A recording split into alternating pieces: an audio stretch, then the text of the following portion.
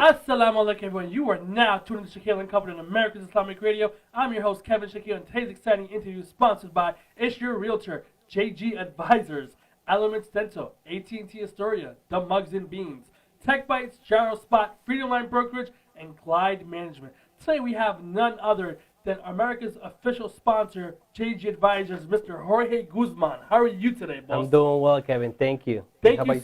I'm doing really well. Thank you so much for coming to America's Islamic Radio on my show, Shakil and Company.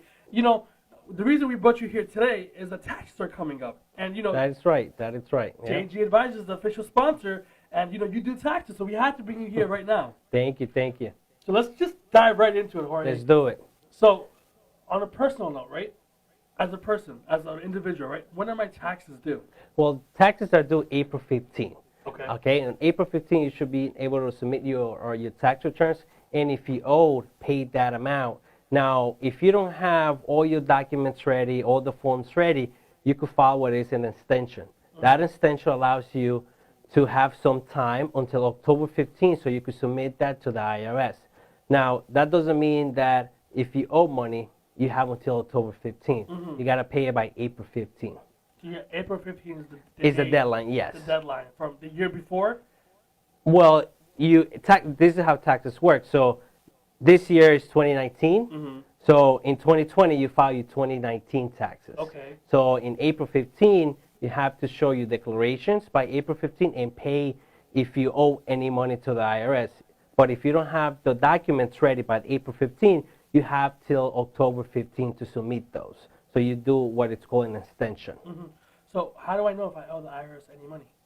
Well, that's the beauty of working with a tax preparer or an accountant or even a CPA, because we don't wait at the last minute. You know, we already know by the end of December if you're going to owe any taxes or not. So that allows them to actually plan ahead and take advantage of the last month of what they could do to either reduce that liability or start planning for tax season ahead of time. Now, it usually depends if your employer did not withhold a lot of taxes or if you report a lot of income. So it's a lot of variables. So that's why it's always good to at least have an idea by November or December. By November and December. Yeah, we are in December. So by now you should at least look at your last pay stub. And the beauty of this, you know, with technology and access to the internet, the IRS has this link where you could just input your W-2, and based on the information that you have up to date, they will let you know if you're going to owe or not, even before the year ends. So that allows you to do something, you know, ahead of time.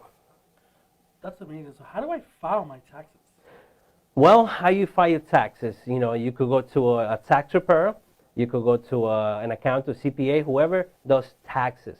You could even do it yourself. I'm not sure if you were aware of that. You could do your taxes. No idea. Yes, you could do your taxes yourself. You don't need to pay someone. But remember, tax laws changes every year. So I wouldn't recommend for you to do them yourself. Always seek the guidance of a professional, because they will find a ways to help you. You know, that's the beauty of working with a professional, because they will see your finances, and based on your finances, they could advise you on what you could do to either pay less taxes or to at least maximize your refund. So we have to file these things called taxes every year, right? Yes. How do I know if I have to file taxes? Who has to file taxes? Well, if you worked over as an independent contractor, that doesn't mean that you're an employee, that you were hired and you got paid at least over $1,500, you're entitled to submit taxes.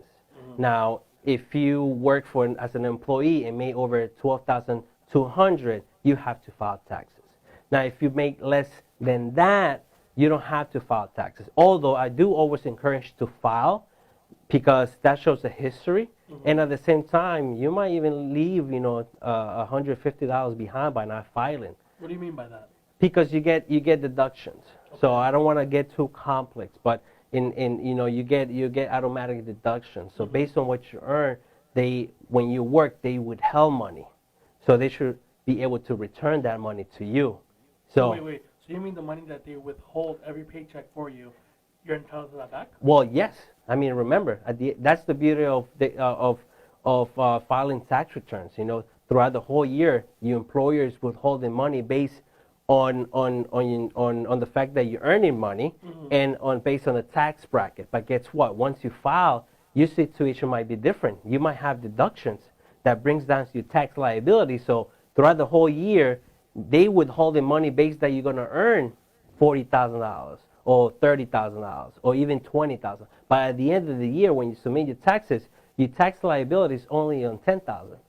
So that's why you get refunds and all the other credits that you might be entitled to. So it's per cases, you know. But on average, I would suggest for everyone to even if they made $12,000 and they don't have to file it.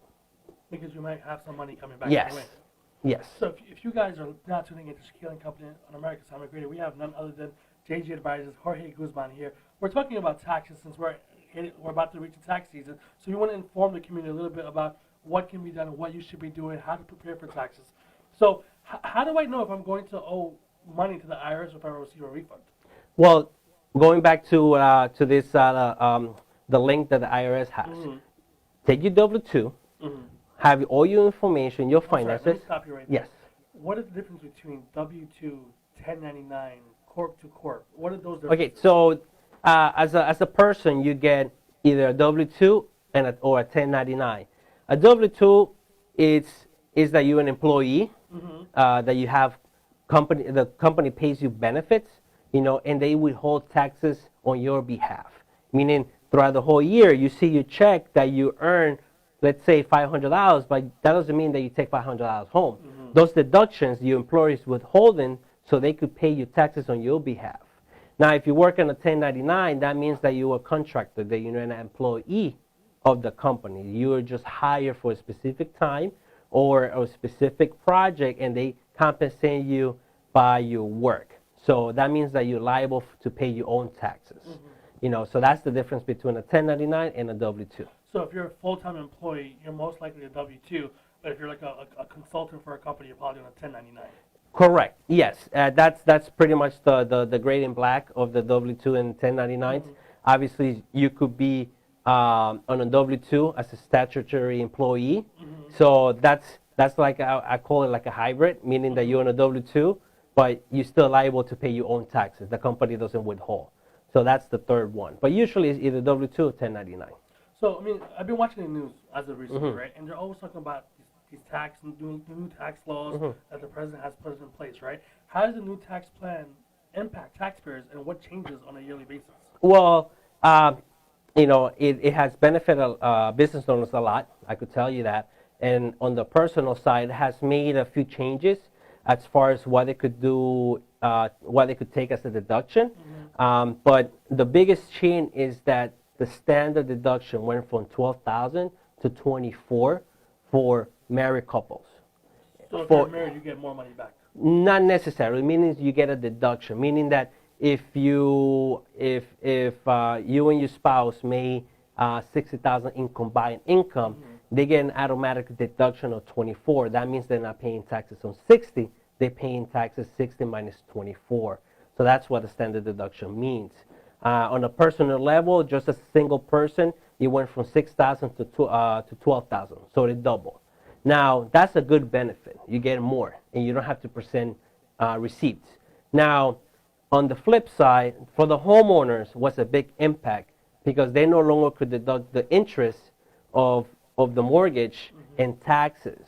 Why? Because the standard deductions is more than enough to cover that. Now, on another thing, though, for people that were divorced before 2018, they were able to deduct the alimony. Now, people that got divorced after 2018, they can no longer deduct alimony. So it was bad to be divorced after 2018. Well, if you pay. Yeah. If you pay. But now leads me to another question. You were talking about couples, right? Let's say you're married, but you keep your finances separately. Can you file separately? Well, it depends on the situation. Technically, if you live in the same household, you technically marry, have kids, own a home, and you're living together, I wouldn't recommend it because technically you will be lying on your tax returns. You're living together. You're not living separately. Now, if you're going through, some issues in your marriage and you move out, but you still want to work things out, but throughout that year you had everything separate, then you could do so. It's married separate, filing separate, so you could do that. You guys are married out there. Make sure you guys file together. And the benefits for filing together? Well, you get a bigger deduction. So you don't have to pay less tax. So now there's always a thing about, oh my God, I might get audited. What's that all about? Well, getting audited, it's just like business owners, they get audited frequently, especially because of the insurance and a lot of things. On the personal, you could get audited as well. Most of the times, people get audited on a personal level is because they do in a Schedule C. Schedule C is that you do as a self-employer. You either clean homes, you either have a small side job that you declare income through that. Or DVA, doing business as, you got to do a Schedule C. So those are the persons that get most of the audits in a personal level. And also the people that declare credits, like the earned income credit. If you're a single person with a dependent, with a child, you could have a credit. That means that the government is giving you money. College credits and child earned income credits. All those credits, if you declare a few of those in your tax returns, you're more than likely to get audited at least once in your lifetime. So if you're getting audited, does that affect like your credit score or anything like that? Well, depends. It doesn't affect. It's pretty much that whatever you reported in your taxes, you have proof. Let's say if you took like an expense or you work from home. Those receipts they want to see. So that's what it kind of an audit entails, that what you're showing to them, you have proof. Now, it doesn't affect you on your credit unless you let it affect you in your credit. When I say that is that if you owe money to the IRS or to the New York State, if you don't pay it, let's say after 3-4 years, then what they could do is file a judgment against you. So that judgment does appear in your credit. So an audit necessarily doesn't affect your credit, but if you let that debt go by, then it will affect you. If you guys are tuning in, you're tuning into Shakil and Company on American Islamic Radio. We have none other than JG Advisors on Jorge Guzman here, and we're talking about taxes. We're talking about if you should file together as a married couple, about tax audit, if it affects your credit. Now, I want to get down to the regular people who are watching this, right? Let's say our Uber drivers. They're driving Uber, they're getting paid by Uber, right? What is their circumstance? Because I think they're on 1099, correct? Yes, they actually are. I believe now they get a 1099K, if I'm not mistaken. It's pretty much how Uber gets paid, it's through the app. So they get charges, credit cards.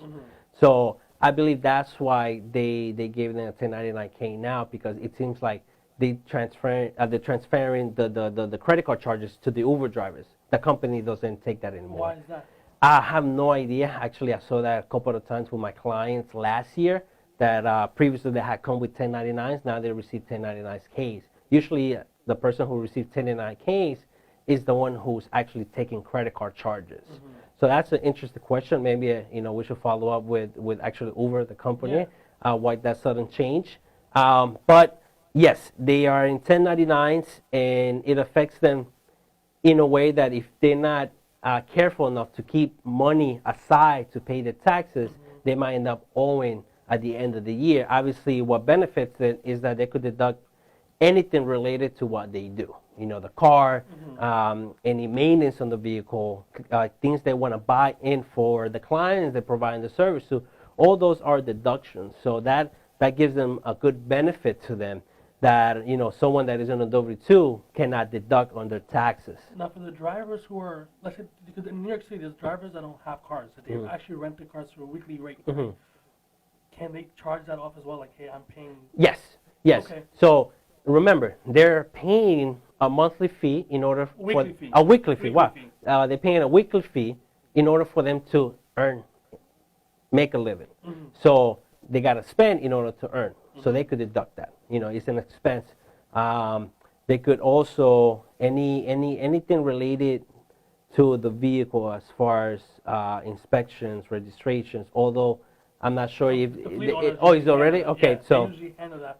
But what the Uber drivers or rideshare drivers do is they pay a weekly fee to the company so they can drive the car. Right. So good. That's a deduction. Yes, it is the monthly payment that they could deduct. Now they cannot go and say, oh, within that I pay registration. Then they can't do that. If they either they pay the registration themselves, then they could do that. But if just the weekly or monthly, then that's the only thing that they could deduct. So if you guys are out there renting an Uber car from a fleet owner, you guys can actually deduct your weekly rent. Yes, that is right. So that's a deduction. Yes. That's money back in their pocket. Yes, and then I would suggest for them to at least, every 3 months to go to look at how much they're bringing in and how much they're spending. So at the end of the year, it's easy for them to present it to the tax preparer, the accountant, or the CPA. I think the drivers are going to love this for them because I don't think a lot of people have no idea about how that works. So we're almost at December 31st. How do you prepare for tax season? Well, it's obviously a lot of things that happen in December 31st. I mean, before December 31st, bonuses are coming in. Everyone it's ready to spend money December 30 and before December 31st. During the holiday times, I think it's a good time to actually look at your W-2. I think we're going to post that link so everyone could go to that link and make sure they input that information to that. And they will let you know if you're going to owe or you're going to get money back. Now, if you're going to owe money, there's a lot of things that you could do. That bonus, you could, instead of keeping it in your pocket because they're going to tax you at a different rate because it's a bonus, maybe you could defer it. You could put it into your retirement plan. If your employer has a 401k for you, you could do that. So you could bring down your liability. Maybe you could open up a separate IRA to take you could defer that money for later years, and that allows you to reduce your liability, keep more money in your pocket, and not only that, a lot of things for the business owners. I know we're talking about individual, but there's more things that you could do as a business owner because you could prepay expensive of next year. If you got to pay rent, pay half of the rent in December for next year or even the full rent for next year. If you have inventory, buy new inventory in December. It's things that you're already going to spend on the new year, so why not spend in December? You're going to bring your tax liability down, and you're going to pretty much be more ready to do business in 2020. Listen, you have been wonderful. I learned so much, but things you mentioned all these terms like IRA, retirement account, 401k. I think we're going to have you back to talk about in detail what that means because I have no idea what that means. Yes, it's very, as much people would think it's just another tax since it's more complex. JG Advice is a full year-round tax company. We focus on a lot of tax planning ahead, even before tax season comes in place. Most of our clients, they don't have to worry about a deadline. They don't have to worry about if they're going to owe or even if they're going to get a refund back. It's good to have money back, but let me tell you something. Throughout the whole year, wouldn't you prefer to have more money in your pocket throughout the whole year instead of waiting until April and then you decide to either go on a vacation? You have to think about it. The reason why you get a big refund is because maybe your employer is withholding more money than they were supposed to. So, I think it's better to keep more money throughout the whole year than to expect in April 15th to get a big check and then you might spend it on something else. Splurge. Yes. All one shot. Yes. You could do more investment with that extra money. So that's what JG Advisor is. We plan ahead. We tax plan. We're just not preparing taxes. We plan ahead. So for all our viewers out here who are listening right now, we have Jorge Guzman from JG Advisors. If you've learned something from this interview, please make sure you remember to share this. And Jorge, how can they reach out to you? Well, they could either call me. I'm a direct line, 516-252-7593. What's the number again one more time? 516-252-7593. We're going to put our office numbers. So just in case if I can't pick up, then you could call the office for any questions. And then I heard somewhere that for American Islamic Radio viewers, you get free consultations, the first few. Of course, all the time. Absolutely. So if you guys are not watching, you guys can get a free consultation with Jorge Guzman from JG Advisors. Make sure you guys tune into our next interview on next Saturday on American Islamic Radio. I've been your host, Kevin Shakil, and make you guys have a wonderful weekend. Assalamu alaikum. Thank you.